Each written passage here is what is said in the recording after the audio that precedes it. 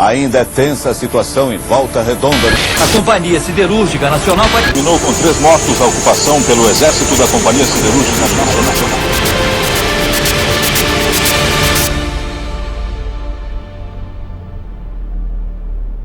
O BIP é conhecido como um centro de tortura. Ali foram torturados padres e membros da ação social, assim como diversos sindicalistas. Mas o BIP passou a ter uma importância maior na história da repressão da ditadura brasileira, porque dali saiu um único caso que se tem notícia de condenação de militares que praticaram torturas, condenações pelas torturas ocorridas. Só que estas torturas, no caso, não foram as cometidas contra membros da pastoral da igreja, nem tampouco a sindicalistas. Foram torturas que oficiais e suboficiais praticaram contra soldados que estavam cumprindo o serviço do Exército naquela época, em 1972. Inclusive, foram posteriores às torturas cometidas aos chamados pessoas ligadas ou suspeitas de estarem ligadas à esquerda, como os membros da pastoral de Dom Valdir.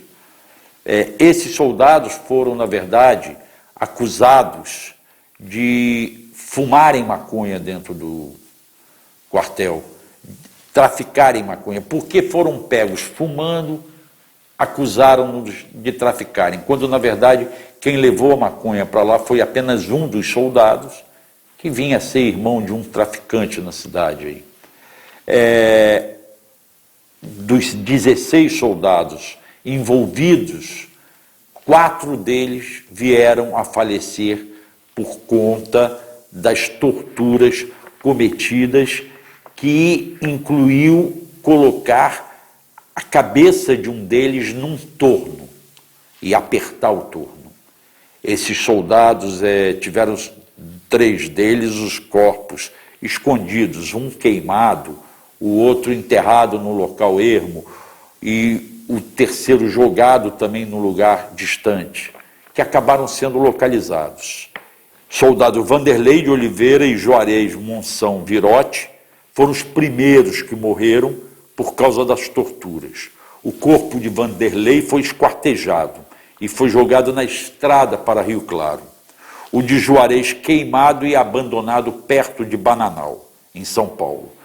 Tal como ocorreu também com um soldado, com o deputado Rubens Paiva, morto sob tortura no DOI-CODE do Rio e dado como sequestrado pelo Exército.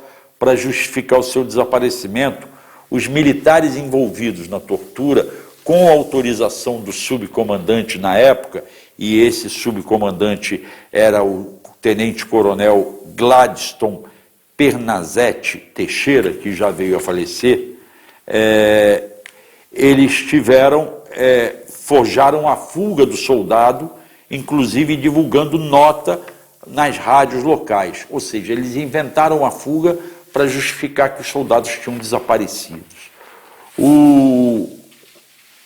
Os 4 soldados, portanto, são o Vanderlei de Oliveira, o Juarez Moção Virote, o Roberto Vicente da Silva e o Geomar Ribeiro da Silva, de 19 anos. Esse faleceu no Hospital Central do Exército. E foi graças à tortura cometida ao Geomar que a história toda veio à tona. Porque foi a irmã do Geomar que, ao saber que o irmão estava sendo torturado, procurou Dom Valdir Calheiros e narrou a ele tudo o que estava acontecendo. O Geomar, inclusive, a suspeita que os próprios colegas soldados que sobreviveram têm é de que foi uma queima de arquivo. Ele dizia em casa que estava sendo obrigado a fazer coisas como motorista que não lhe estavam agradando. E outras pessoas, não só a irmã dele, confirmaram mais ou menos isso.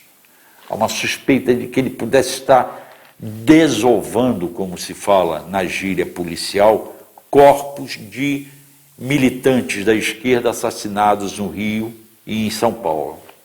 O Dom Valdir tomou as medidas necessárias, relatando as denúncias a outros bispos da CNBB, e a CNBB na época funcionava no Rio de Janeiro, e esses bispos levaram ao conhecimento do Exército. Foi assim que criou-se um IPM feito por policiais, por militares lotados na Guanabara. Antigamente, naquela época, eram dois estados diferentes, Guanabara e Rio de Janeiro. Eu equivoquei e falei que a CNBB era no Rio, na verdade era na Guanabara. E esses militares é que fizeram o inquérito policial militar, que se tornou processo na segunda auditoria militar da Guanabara.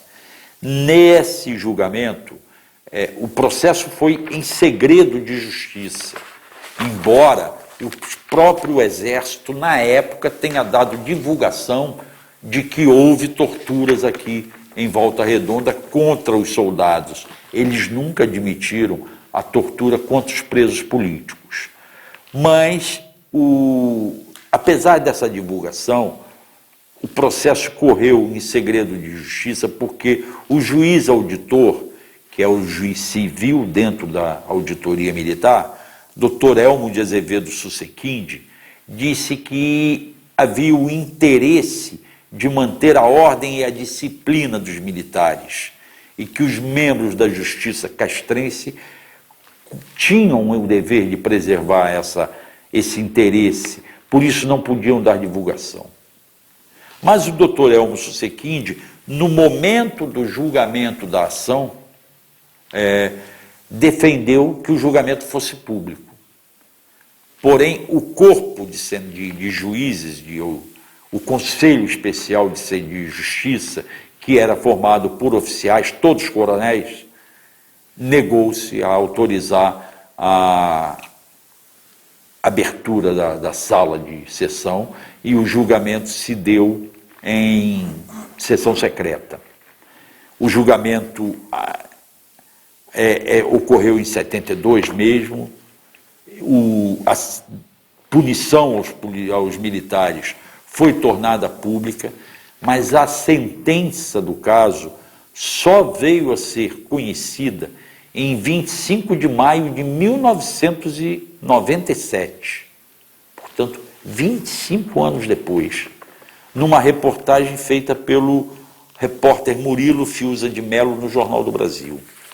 Nessa sentença foram condenados o tenente-coronel Gladstone Pernazete Teixeira, que era subcomandante e que respondia pelo comando, porque o comandante estava de férias. Ele pegou 7 anos de prisão.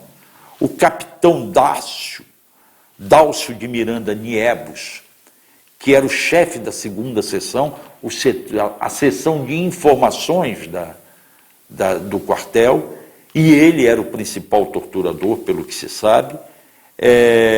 Ele pegou 84 anos de prisão. O segundo tenente, Paulo Reinaldo Miranda da Silva, auxiliar direto do Niebs, 77 anos de prisão, que ele foi condenado. O terceiro sargento Ivan Etel de Oliveira, da equipe do capitão, teve uma condenação de 62 anos. O terceiro sargento também, Rubens Martins de Souza, da equipe do capitão de Niebs, mais 62 anos de prisão. O cabo José Augusto Cruz, da equipe do capitão Niebos, 62 anos. Sidney Guedes, também militar, 57 anos. O cabo Celso Gomes de Freitas, 57 anos. E 2 policiais civis, Nelson Ribeiro de Moura, 2 anos de detenção, e Iranildes Pereira, 1 ano de detenção.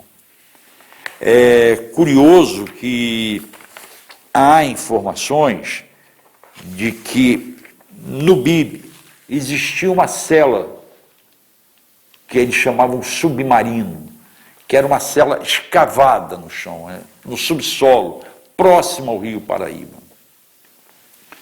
A Comissão Municipal da Verdade, aqui, Comissão Dom Valdir Calheiros, tem trabalhado intensamente em conjunto com a Comissão da Verdade do Rio, na busca dessas informações.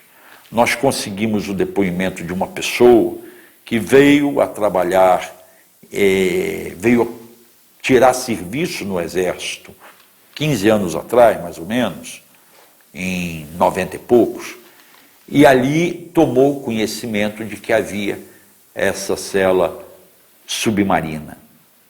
Chegou a localizar, com base no depoimento de um militar que tinha servido no BIP na época da ditadura, no início dos anos 70.